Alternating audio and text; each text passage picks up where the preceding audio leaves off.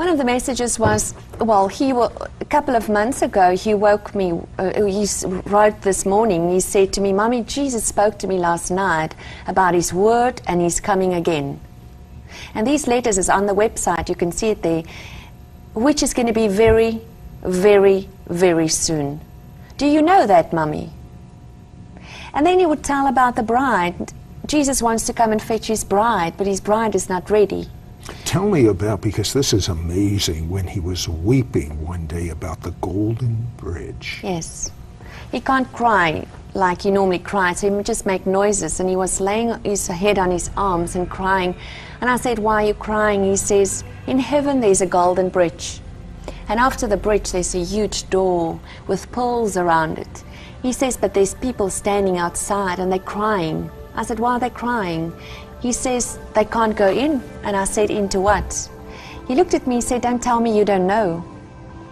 I said, "No, I'm not sure." He says, "There's a wedding feast inside and everybody's not ready."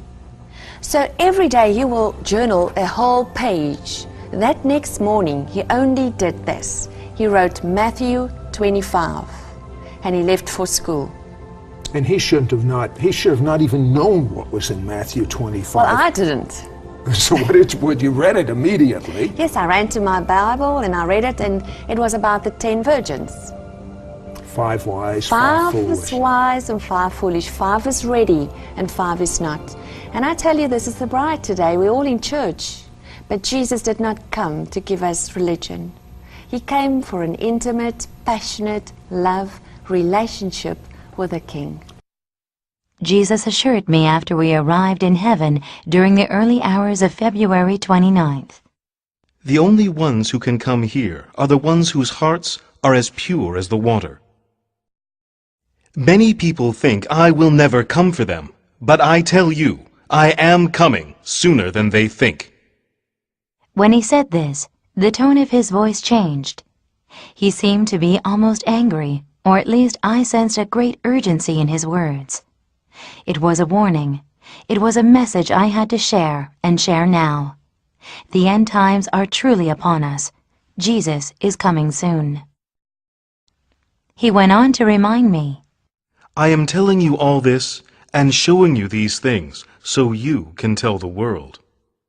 Then he reiterated the importance of all these experiences by saying, I know that a lot of my children don't think I will come back for them for a long time. Some even think I will never come back for them.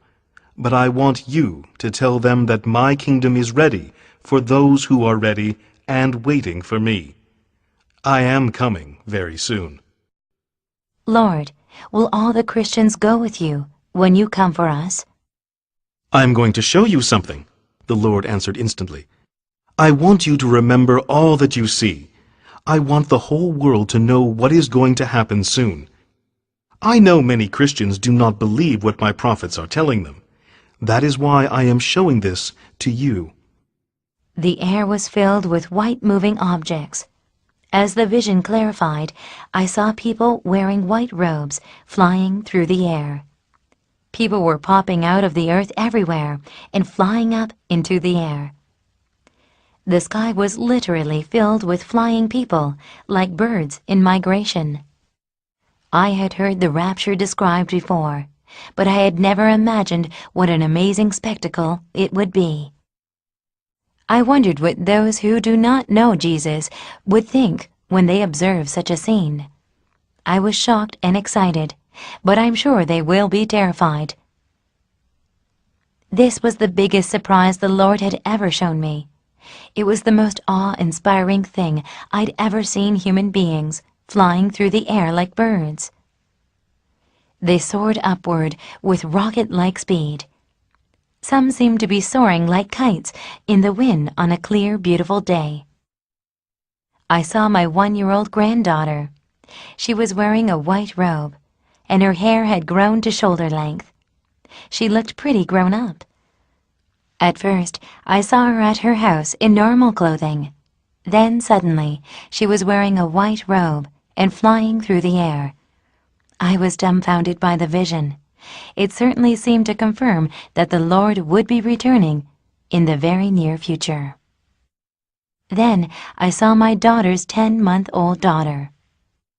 She does not have much hair right now, but in the vision her hair was down to her shoulders, and like my other granddaughter, she was flying through the air. I felt the Lord had a good reason for showing the children to me.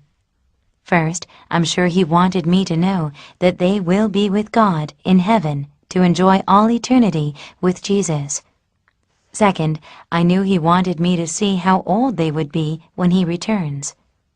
It is sooner than most people think. The joyous vision changed. I saw the people who did not ascend with the others. Places on earth had been disrupted. Some had been turned upside down. It was noisy everywhere, and people were in an obvious state of panic. Terror was written on every face. People were running wildly. Total pandemonium reigned. It seemed as if each person was searching for someone or something that they could not find. I began to cry like a little child as I watched people running down the streets. They were screaming and yelling. Some were trying to throw what few belongings they possessed into vehicles such as cars and boats. Thousands of boats were on the ocean. People were trying to escape. Many men in uniforms were storming houses, ransacking them and taking the belongings they found. I noticed one family of 4 or 5 lying on the floor of a house. Most of them were on their stomach, and a pool of blood covered the floor. Hundreds of people were fleeing on foot to the mountains. As they did, the uniformed guards fired guns at them, and several fell. Those nearest the guards were beaten with clubs and sticks. I saw people destroying churches. A man threw a rock at a beautiful stained glass window that showed Jesus with his lambs. The window shattered and glass flew in all directions. I screamed more loudly. One woman who appeared to be looking for a lost child was running through her house, shouting in panic and fear. She kept calling her child's name as she jumped up and down in total frustration and desperation. I wanted to help her, but there was nothing I could do. I cried and cried for her and for all the others. Then I saw a family I know personally. The father ran into his house and rushed from room to room, calling the names of his wife and children. He found one member of his family, and they sat huddled in a corner of a room. I know who they are, but I am not at liberty to mention their names in this book. The vision eventually vanished, and I continued to cry. The Lord wiped my tears. "Daughter," He said, "I must show you these things so you can tell the whole world what is going to happen. I love all my children, and I want them to realize I am coming for them soon. But I cannot bring those who don't live according to my word, because they are not ready for me. Many Christians will be surprised when the end times come. What you just saw is only a small part of what will happen very soon. It will be much worse than you can possibly imagine for those who do not know me. That is why I want all my children to be able to come with me to my kingdom. Daughter, I have shown you part of the kingdom and the things that are going to happen in this world, because the time is short. I will return soon. You have seen what is going to happen on earth in the very near future. I am ready for my children, but so many of my children do not really believe, and they are living for worldly things. I love all of them and want to bring all of them to heaven with me, but I cannot take those who are not ready for me. Those who come to my kingdom must be pure-hearted and obedient. My coming for my people is so near. I try to save as many souls as I can, no matter what it takes. Satan knows this, and he is trying to destroy as many souls as he can before they are saved. People should realize why so many people are dying now. Every church must cast out the devil continually by prayer. My churches have been too comfortable. I am very dissatisfied with many of them.